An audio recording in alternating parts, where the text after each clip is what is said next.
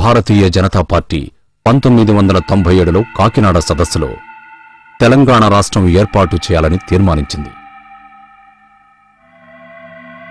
వామపక్షాలు తెలంగాణ వెనుకబాటుతనాన్ని అంగీకరిస్తూ ఈ ప్రాంత అభివృద్ధికి ప్రత్యేక ప్యాకేజీలు డిమాండ్ చేయడంలో పోటీ పడుతూ వచ్చాయి. కాంగ్రెస్ సైతం 2000 సంవత్సరంలో ప్రత్యేక తెలంగాణకు పిలుపునిచ్చింది. ఈ ప్రాంతానికి చెందిన ఎమ్మెల్యేలంతా సోనియా గాంధీని, నాటి రాష్ట్రపతిని కలిసి ప్రత్యేక తెలంగాణ ఏర్పాటుకు చొరవ తీసుకోవలసిందిగా కోరారు. నిధులు, నదులు, వనరులతో అలరారుతున్న ఈ ప్రాంత ప్రజలు కనీ విని ఎరుగని బాధల గాథలు అనుభవిస్తూనే ఉన్నారు. న్యాయం వారిని హేళన చేస్తూనే వచ్చింది. వ్యవసాయం దారుణంగా దెబ్బతింది. కేవలం గత కొద్ది మాసాల వ్యవధిలోనే 400 మంది రైతులు ఆత్మహత్యలు చేసుకున్నారు.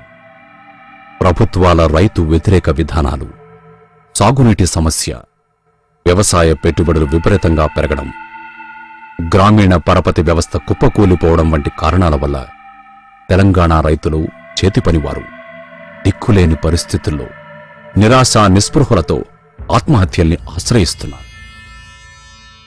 గత 5 దశాబ్దాలలో వేలాది మంది తెలంగాణ రైతు బిడ్డలు బతుకులేక, బతకలేక ప్రాణాలు తీసుకున్నారు. అసలే అప్పుల ఊబిలో కూరుకుపోయిన తెలంగాణ రైతాంగానికి విద్యుత్ ఛార్జీలను పెంచుతూ 2000 సంవత్సరంలో తెలుగుదేశం ప్రభుత్వం తీసుకున్న నిర్ణయం ఆశనిపాతమైంది. ఇది తెలంగాణ రైతులకు కోలుకోలేని దెబ్బ.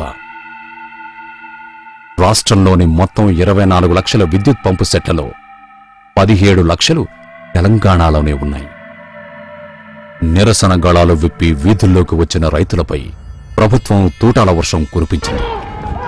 హైదరాబాద్ బషీర్బాగ్లో పోలీసులు జరిపిన కాల్పుల్లో 3 రైతులు కన్నుమూశారు.